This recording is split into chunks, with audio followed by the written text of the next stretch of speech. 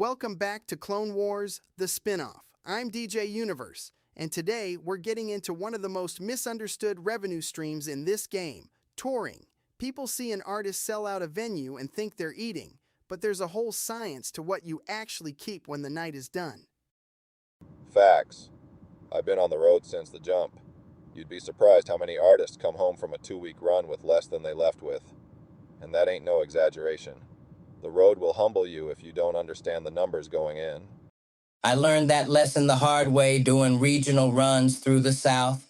Me and my team were driving from New Orleans to Atlanta, hitting Baton Rouge, Jackson, Birmingham.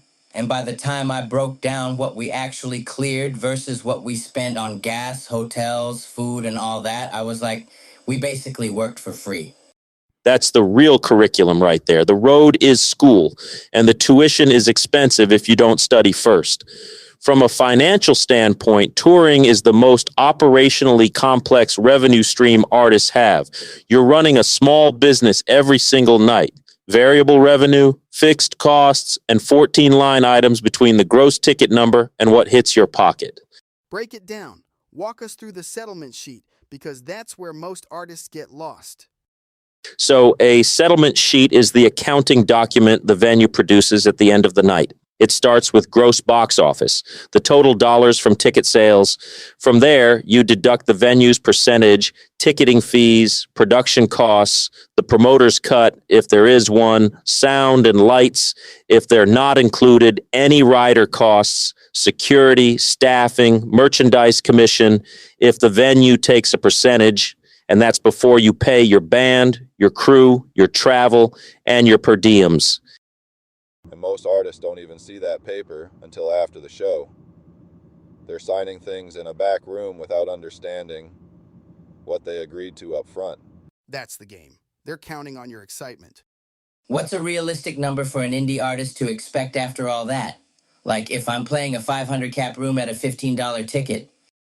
So 500 tickets at $15 is $7,500 gross. Let's say you sell 80% capacity, and that's $6,000. Venue takes 20 to 30%. You're at $4,000 to $5,000. You paid your booking agent 10 to 15%. Now you're at $3,500 to $4,500. You got a sound tech, a tour manager, travel, hotel, food. Now you're looking at maybe $500 to $1,000 in your pocket on a good night, and that's if merch is treated as a separate revenue line. This is why I always say, know your floor before you book. What is the minimum that makes this show worth doing? Not just financially, but strategically. Are you building in a new market? Is there a fan base you're converting to diehards? Is it positioning you for something bigger on the next run? That's real. Not every show has to be profitable on paper. Sometimes the investment is the audience. But merch, that's where I stopped operating from a deficit. I started treating the merch table like a store, not an afterthought. Real inventory, multiple price points, a dedicated merch person, and proper positioning at the venue. When people come to the table after the show and I've got a shirt, a hoodie, a signed EP, a hat, I'm capturing money at the emotional peak of the night. And the math on merch is completely different from ticket revenue. Night and day. A shirt that costs you $8 to $12 to produce retails for $25 to $40. Your margin is 50 to 65%. There's no promoter cut, no ticketing fee. The only consideration is whether the venue takes a merch percentage. On smaller indie shows at clubs and bars, you usually keep everything. At a 500 cap room with 80% capacity, if your merch per head average is $10, that's $4,000 in additional revenue on top of your door money. That's the real bag.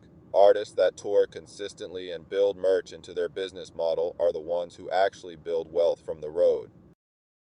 And it compounds. When people are walking around your city in your shirt, that's marketing. Every piece of merch you sell is a moving billboard. Let's talk about deal structures. A lot of younger artists don't know the difference between a guarantee and a door deal, and which one to take in what situation. A guarantee means the promoter pays you a fixed number regardless of ticket sales. A door deal means you get a percentage of what comes in at the door. Each has its place depending on your leverage. If you don't have strong ticket moving power in a market yet, Take the guarantee, you know your floor. If you're developing real draw, a percentage deal can pay more than any guarantee would. And a hybrid, that's where you want to be as you grow. A guarantee against a percentage. You get the floor no matter what, plus upside if the show overperforms. That protects your downside while letting you capture the upside. I had a show in Memphis where the promoter was offering me 1,500 guarantee. I knew I had movement in that market from my streaming numbers. I negotiated a hybrid 800 guarantee against 70% of ticket sales over 1,200 gross. We sold over 2 grand in tickets. I walked with more than the original guarantee. That's knowing your worth and knowing your market. And that's the financial literacy piece. You can't just be a great performer. You have to understand deal structures, read the settlement, track your advances, and know when to push back. Every dollar that leaks from a tour without being accounted for is a dollar that never reaches your balance sheet. This connects directly to something deeper in our culture. In the supreme mathematics, the number one is knowledge. You cannot build anything without knowing what you have, what you're owed, and where your energy is being applied. The knowledge of self on the road means knowing your value, knowing your costs, and not letting anybody hand you a number without understanding how they got there. And 2 is wisdom, applying that knowledge with action. You can know everything about settlement sheets, but if you don't negotiate, don't read the contract, don't send your representative to the settlement, the knowledge is worthless without application. And 3 is understanding, that synthesis. When you understand the full picture of the road as a business, you stop feeling like you're grinding for nothing and start seeing every tour as infrastructure. Every market, every merch drop, every stage you step on is building equity. That's generational wealth language right there. Most artists tour to survive. The ones who build legacy tour to invest. Brand equity, audience data, regional power, and cash they reinvest into catalog, into real estate, into the next generation. I've seen artists come up from playing $20 shows to owning the venue. That journey starts with taking the road seriously as a business instead of just a hustle. So what's the homework for artists tuning in right now? First step, Get a tour budget template before you book a single show. Know what every night costs before you agree to any deal. Set up a separate bank account for tour revenue. Don't let road money mix with personal money. Treat the tour like a business entity, even if it's just you and 2 people in a van driving between cities. Know your worth in every market. Pull your streaming data, look at where your listeners are concentrated geographically, and target those cities first. Don't book a tour in markets where nobody knows your name yet. and study your settlement sheet after every show. Make it a habit, not a chore.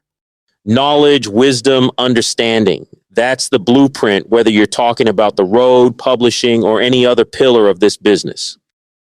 Clone Wars, the spinoff, Stay Sovereign. That's the show. We'll catch you on the next one.